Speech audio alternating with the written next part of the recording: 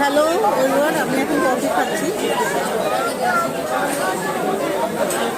এখানে কি লেখা দেখেন তো,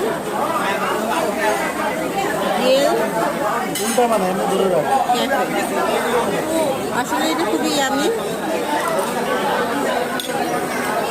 সারাদিন রোজা রাখার পরে আমাদের এক কাপ চা অথবা কফি না হলে হয় না।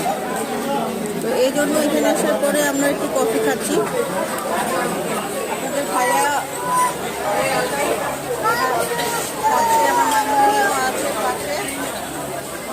তো আমরা সবাই।